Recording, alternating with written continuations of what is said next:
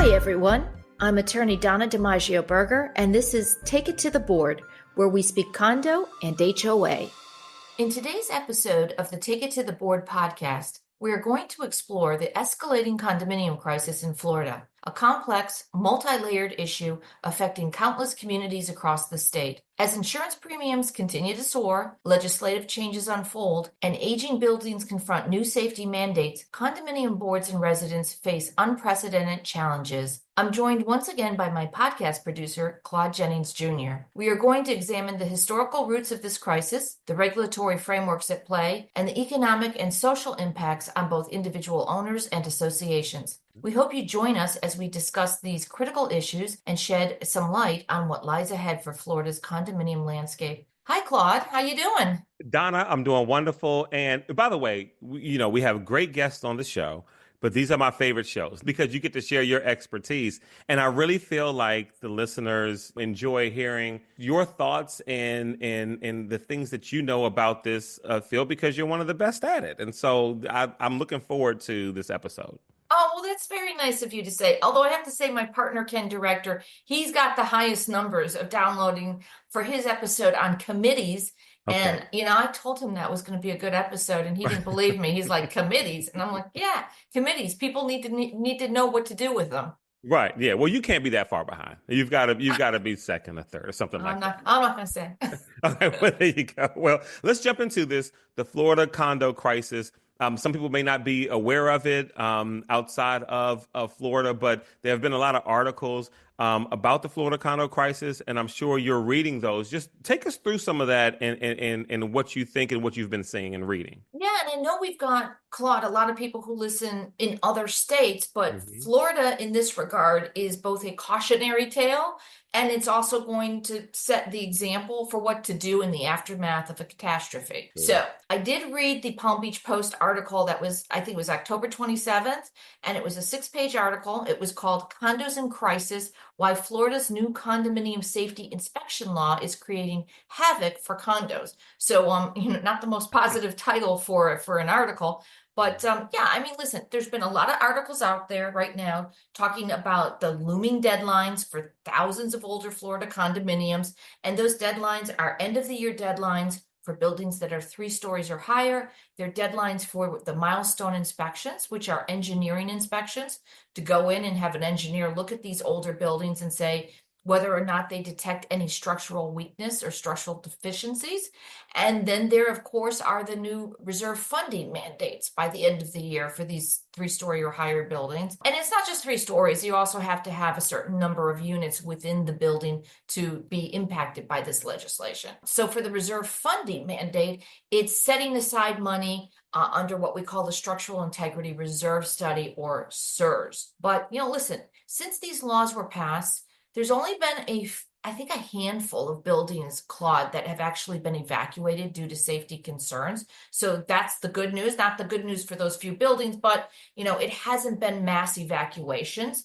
But there's, the bigger issue is, how are people going to pay for this? So you've got seniors living on fixed incomes, and they're starting to wake up to the reality that they may not be able to afford to live where they're currently living. Now, maybe they were living there all these years because as a membership body, they were voting year after year to not fund reserves. They had that right under Florida law. And perhaps they were also not prioritizing maintenance and repair projects. So those folks are starting to realize, you know what?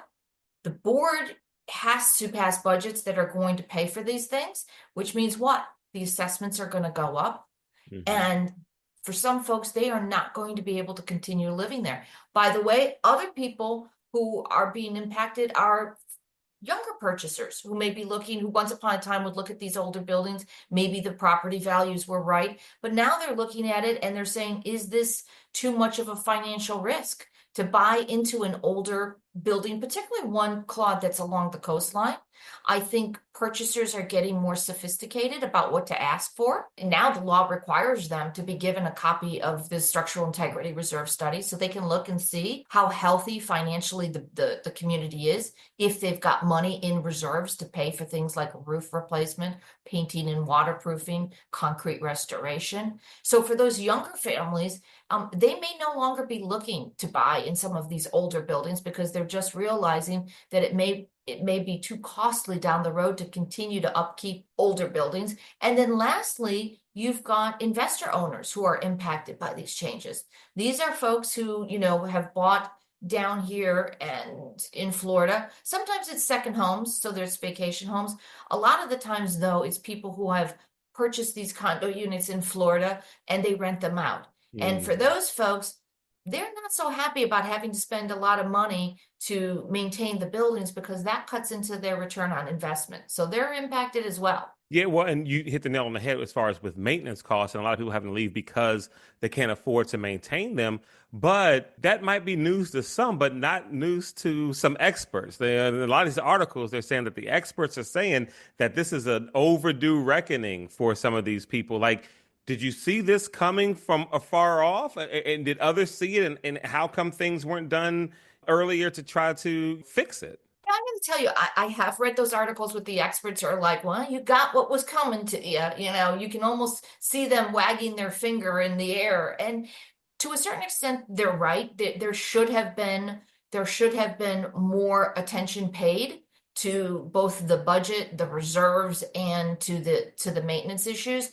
Look, as humans, do some of us engage in short-term thinking as opposed to long-term strategic thinking? I think the answer is yes. Yeah. And look, I feel like my whole life is based on short-term thinking, and I've got to strategize better for the new year. But anyway, we'll talk about that later. I mean, look, for some of these people, I don't think they thought they were going to live this long. So, that's another thing. We used to call them the green banana crowd, where they wouldn't buy green bananas because they weren't sure they were going to be around to see them ripen. I hate to say that, but Right. there was a certain mentality. And also, I think, Claude, that when people were purchasing decades ago in Florida, they were sort of given the impression, I don't know who gave it to them. I don't know if it was their friends and neighbors or it was realtors at some time or the developers, but that it was a turnkey proposition, right? I don't have the same issues of maintaining a single family home. I'm going to go buy that condo unit, and I only have to worry about my white box, the four walls, right? I just turn the key and that's it. It's like a hotel room. Well, it's not. You own your unit, but you also own a prorated share of the common elements, which is the building exterior, the roof, the pool, all the recreational amenities. So for those who say this is a long overdue reckoning, I can certainly understand that, but I'm empathetic to the people who perhaps, whether knowingly or unknowingly, didn't see this coming. And look, there's another school of thought too, Claude. There are people who believe that these new laws are designed to facilitate a land grab by developers who, thinking that at some point these older owners are just going to simply give up and they're going to sell the land, because a lot of these older coastal buildings, think about it, that's where would you build this great long coastline here in Florida? That's where you've had buildings in existence for 40, 50, 60 years in Florida. So they're in great locations. So there are some people who think part of this is potentially a land grab. So they sell, and what's going to happen? Newer, more expensive buildings are going to go up in their place. I think the truth is somewhere in the middle. I think the days of being informal when it comes to operating your community are over. There is certainly heightened potential personal liability for people sitting on these boards. I mean, you have to think long and hard about it, and you have to make sure that you are functioning as a board and that you understand what your obligations are, because their obligations are more intense than they ever were before. Yeah. And you talk about that more than they ever been before. Let's go to the politics of things a little bit. And, you and I had a, discussion of politics before we started recording the show. We won't talk about that. It was just us talking stuff. But anyway, let's talk a little bit about the Florida laws and like consequences to them. Were there a problem with the way some of these bills were drafted that affect these condo units? And now we're kind of seeing it come to fruition. Yeah, and by the way, it's a great question. Claude and I were talking, we are the day after election here, and so we're 2 days after election 2 days. here. It feels like a day. Could be election day. It's all running together. It's a blur. It's a blur. Well, you know what they say about laws. It's like sausage. You don't want to see the laws being made. But here's the thing. Florida's a huge state. We have 67 counties. They are very different counties. So Before Champlain Towers collapsed, there were only 2 out of 67 counties in the state of Florida that required inspections for older buildings, and those were Miami-Dade and Broward. Actually, Champlain Towers was situated in one of 2 counties that required older buildings to be certified upon their 40th birthday. And that's important to understand. So after the collapse now, that became a statewide uniform requirement for older buildings, again, 3 stories or higher. I think the problem, now we're going into 4 legislative sessions post Champlain Towers tragedy, right?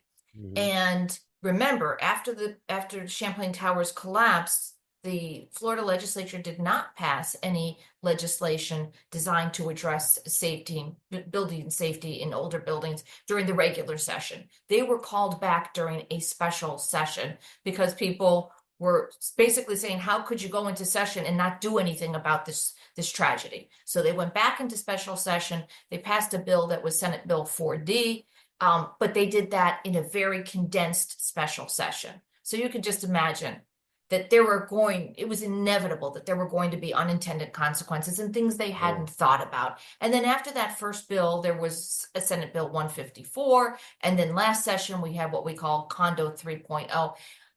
There are still issues. And I think some of the problem is that the initial legislation was based on some misperceptions.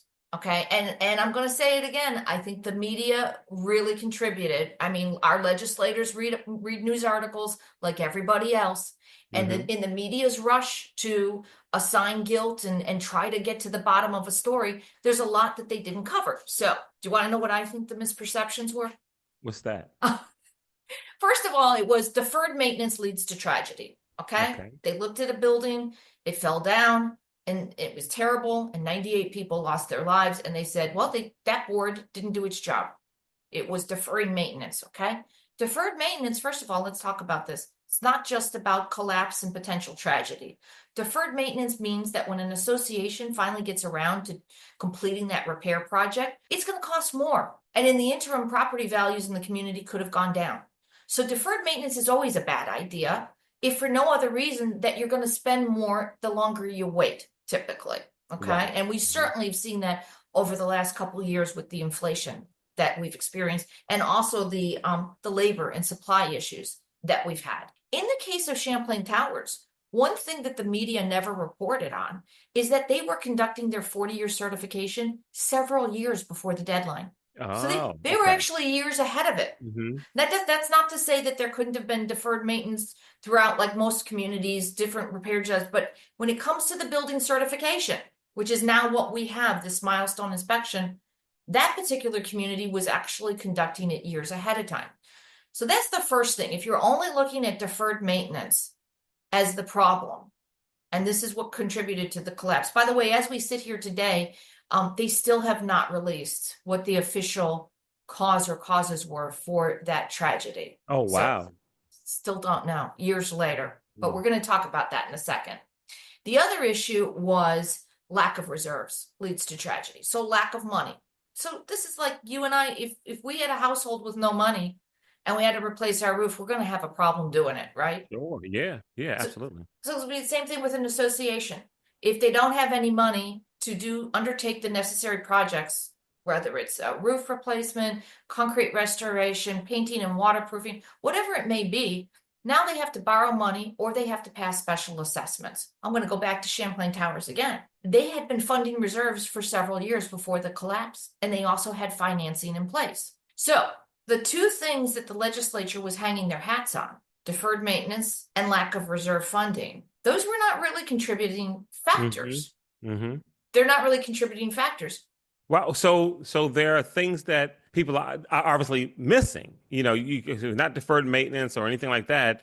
There's got to be something like location, different conditions for different locations. Something's missed. So what are some of those things that's not considered by the legislature when it comes to drafting some of these bills, or even when we even talk about any of these like inspections or things like that? Well, here's where I think the Florida legislature got it wrong. First of all, they shifted all of the risk and the potential liability onto the parties that are least able to protect themselves, the consumers. So think about All of the risk, all of the potential liability was shifted onto board members and association members, the people living in these buildings. Mm-hmm. Here's what they didn't start out doing. Safe buildings start with the people who build them, right? Right. Right. That's Yeah. pretty obvious, right? Mm-hmm. Mm-hmm. If your building's safe to start with, it's going to give you a leg up in terms of maintaining it down the road. So, Right. safe, I'm going to say it again, safe buildings start with the people who build them.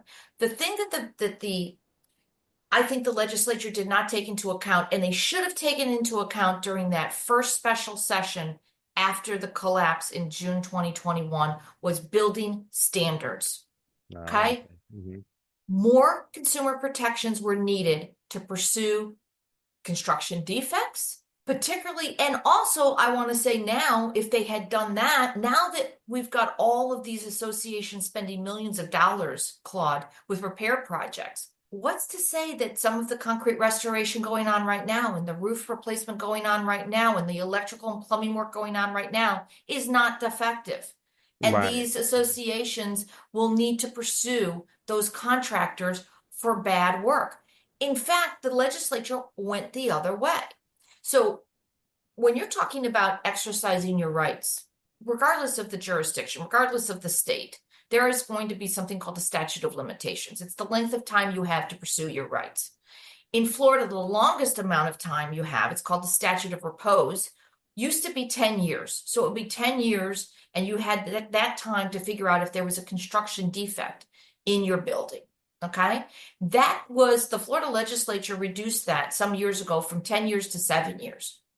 Right around the time that they were dabbling in all these issues with the post Champlain Towers tragedy, they agreed to further reduce the time period that owners had to assert their rights against developers by starting the clock earlier.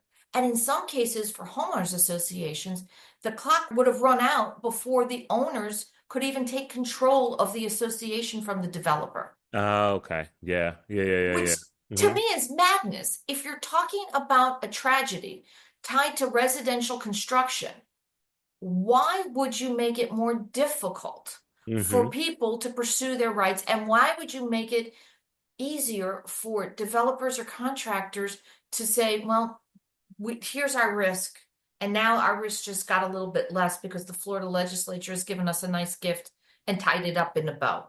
So that's number one. If I had been in the legislature at that time, Mm-hmm. I would have said, folks, what are we going to do? Okay, you're right. We need inspections. Absolutely. We need these volunteer boards to hire licensed engineers or licensed architects to go in.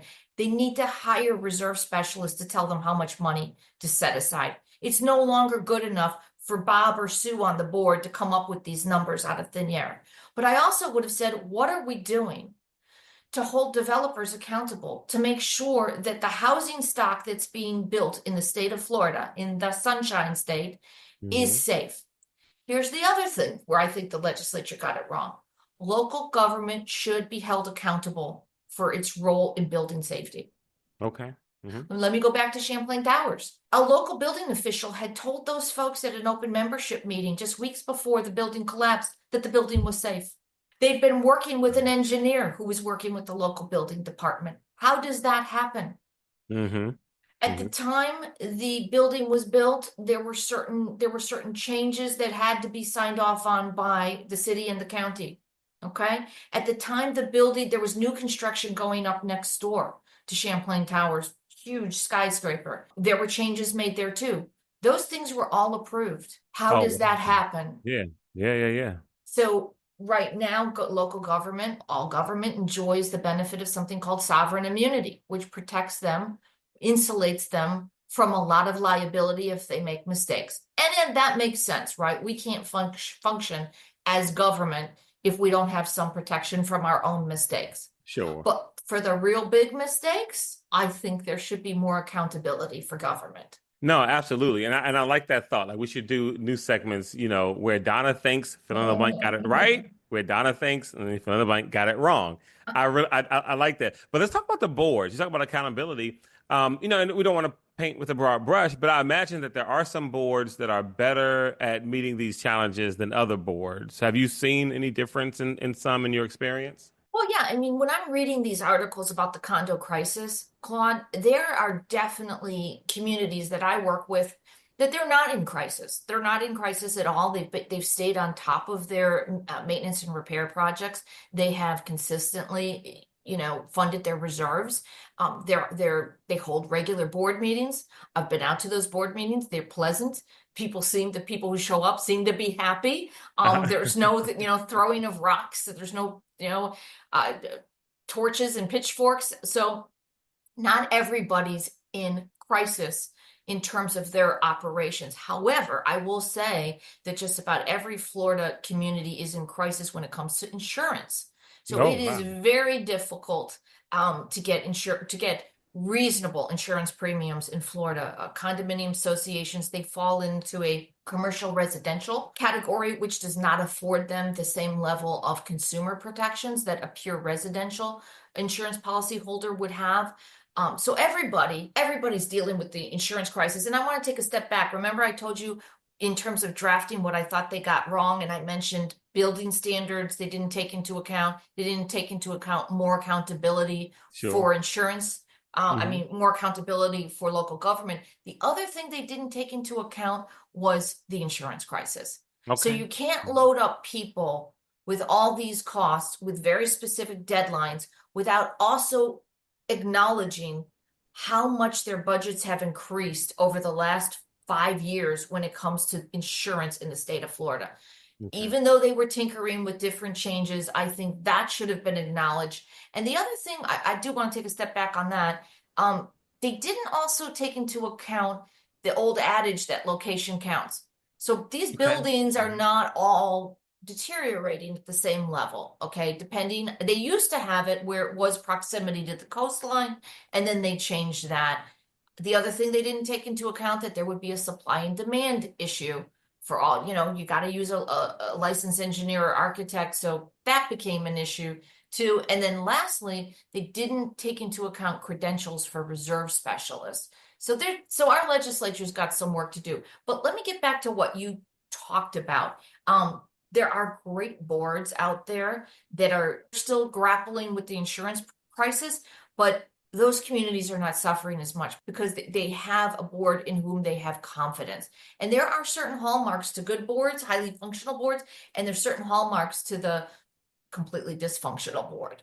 Okay, so let's do bad news, good news. Let's do bad news first. How do you know that? Because I'm just thinking of myself. If I was in my HOA, there's the obvious things I think, but like, what are some of those hallmarks of a dysfunctional? But we'll do dysfunctional first, and then we'll do highly functional next. Okay, so let's play a game. So Hmm. you know those quizzes, like if you answer more than one of these or two of these, you may have ADHD or Oh, sure. all, Yeah, all yeah, the yeah, all the yeah. If you clickbait out if you've there. answered yes to three or more of these, then you have this, or then this is your problem. Yep, got it. Yeah. I don't know. I never know how credible those are, but they always suck me in for one reason or not. Okay, so I created a little, if you answer yes to two or more of these questions, you very well might be on a dysfunctional board. Okay. Okay. So two or more.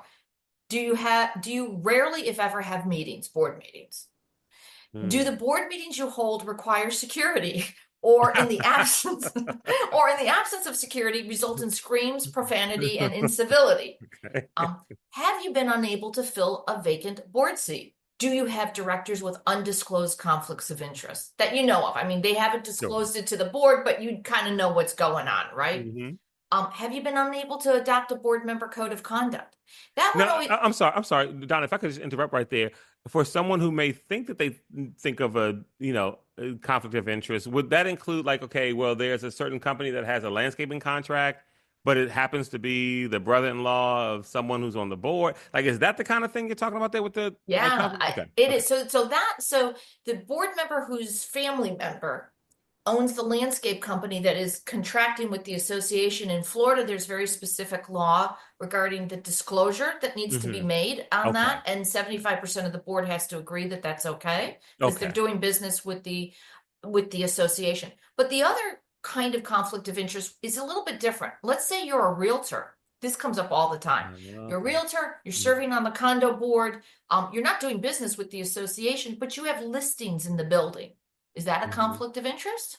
Okay. All What do you right. think? What do you think, Uh, Claude? Okay. I think yes, it is. I agree. It Okay. is, and you just need to. It doesn't mean that a realtor cannot sit on a condo board in a building in which they all have listings, People but should, they need to know. They need to know. They need to disclose that they information. do need to know, and they need to abstain from voting on the approval of the people they're selling the units to. That is clearly a conflict Okay. of Yeah, interest. yeah, yeah, yeah, yeah. Okay. I get Okay, it. so if you answered yes to that one, if you have one or more directors with undisclosed conflict of interest, have you been unable to adopt a board member code of conduct? That one, I'm always surprised when people resist it. A Hmm. board member code of conduct is not meant to be punitive. It's really meant to map out a framework, a reasonable framework. Because a lot of times people get on these boards. I served on my own HOA board. Nobody tells you what you're supposed to do. There's Hmm. things that come up, we're doing this or we're doing that. But in terms of defining your role, and in terms of sitting down as a deliberative body and doing some sort of onboarding, it rarely happens. So I don't know why there's a resistance to adopting a board member code of conduct. It can be a simple one-page code of here's how, like almost like a mission statement, or it could Sure. be 12 pages if you really need it. Here's a few other questions. If you answer yes, you may be on a dysfunctional board. Do you have one or more directors who violate the covenants and rules? Directors are meant to set the example. So if you, and in Florida, listen, and I'm sure other states, there are things that disqualify people from serving on the board, like being delinquent. How could you possibly pass judgment on a neighbor for being delinquent if you, as a board member, are delinquent yourself, or if you're violating the parking rules, the leasing rules, whatever it may be?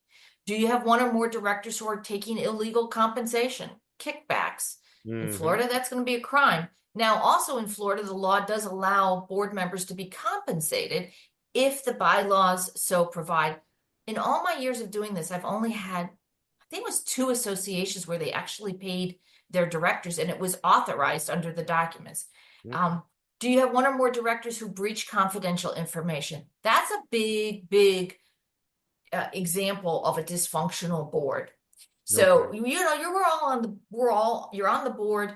Some of you are going to be on the losing end of a vote, which is really timely because what did we start out talking about Yeah. before we joined this? We just had an election, and I'm Hmm. sure 50% of the people are not happy with the result. 50% or more are happy with the Hmm. results. It's this, you're on a board, you're not always going to be on the winning, you're not always going to be on the winning end of a vote. The question is, how do you handle that? Do Right. you say, okay, I said my piece, I voted the way I voted, I lost, this is the position the association's taking? Or do you run around and gossip in the neighborhood and try to defeat the measure that was just adopted by the board? If you've got directors who are breaching confidential information, that's a pretty big sign that you are on a dysfunctional board. And then lastly, has your board been subject to a recall or litigation more than once in a 24-month period? Okay. All right. All right. There we go. Now, before we get to what makes a board highly functional, I want to ask you questions, Donna. And if you say yes to two out of these three questions, then that means you have a good podcast. Okay. Oh, Number wow. one Okay. is the number one. So you got if you answer yes to any of these three, then you have a good show. Do you enjoy your show? I do enjoy my show. All right. Is Do that a you bad think? thing? No, no, no. You said yes. Do you think your guests are interesting? I always think my guests are interesting. All right. And do you receive feedback to your show? Not as much as I'd like. I would love to have more of our, I mean, we do. Like when we Hmm. post it, we do, but I would love to hear more from our listeners. We get great feedback, Claude, from our guests. I started this podcast because I was just curious about so many different things. Hmm. It's funny, I recently, the last episode we did before taping this, well, actually two before this was Ben Friedman with the windows. Right. Hmm. And I'm thinking, Windows. And every time I learn so much about person and what they do. And even when you dig into it, you get to know people, what their personal passions are as well. Sure. Absolutely. Well, there you go. So it sounds like you have a good podcast then, because you answered yes to at least one of the three questions. All right. So how do we know that we are part of a board that's highly functional? I mean, listen, a highly functional board is obviously the goal, should be the goal for every association, right? They have frequent meetings and they enjoy the meetings. Just like you asked me if I enjoy my podcast, I Sure. do. It's nice to get people on boards who actually enjoy being with people. Sometimes we get people on boards, they don't really like people all that much, or they really don't enjoy being in a meeting. It's not their deal, okay? And that's okay. But if that's really not what you like to do, which is to be sitting in front of, at an open meeting, sitting in front of your neighbors, and talking and sometimes giving bad news, then maybe serving on this board of directors is not for you. So Right. highly fun, especially now with having to increase budgets and, really with having to increase budgets and tell people that this is what we have to do and what we're going to do. So Hmm. they have frequent meetings and the board members like the meetings. They're respectful. People show up at the meetings. They actually like coming to the meetings. And you know what? And it's a conversation. It's a two-way conversation. I have seen boards that serve alcohol and food. It's almost like a party. I like that. I don't think you should serve too much alcohol because I've seen those Correct. meetings kind of go off Hmm. the rails. Highly functional boards, associations, and boards, they have multiple communication channels because not everybody likes the same mode of communication, right? They give a lot of different choices. So they may have a newsletter, they have a website, they may have a social media channel like Hmm. Facebook. They have a lot of different communication channels. They also, the highly functional communities tend to have a lot of social events throughout the year that brings people together. So that's always really helpful. They also, highly functioning boards, they do engage, Claude, in short-term and long-term strategic planning. They're not just putting out fires from one year to the next or one month to the next. They actually have a plan and they've worked with professional advisors on that plan. The other thing that really highly functional boards do, and I'm surprised more don't do, is create a good and welfare report at the end of the year. And they let people know what they've done. In regular for-profit corporations, the shareholders get that good and welfare report, so they know what's gone on. If you've got people that don't live year-round in your community, those investor owners perhaps, or the second, the vacation home owners, even people who do live there, but they're busy with their lives and their families, do an end of the year report and let them know how many meetings did you hold, how many projects did you undertake, Hmm. how much money did you collect if you had any delinquencies, and where do you go from here? Also, how many classes did your board members attend? People like to Okay. know. A lot of times the Hmm. boards are doing all this and they're not communicating. Really highly functioning boards, Claude, they know how to hire professional advisors and not do it themselves. And they know how And to we've vet talked those about this people. before on previous shows about, whether from lawyers or like hire professionals who know what they're doing. Bingo. Even if you have that retired architect on your board, you've got the retired attorney, you've got the retired CPA. If you're trying to wear all those hats while also serving on a board, you're on that high wire without that safety net. Hmm. So hire the professional advisors you need. Don't do it solo. That's what the highly functioning boards do. So, okay, before we close the episode, let's talk about predictions, okay?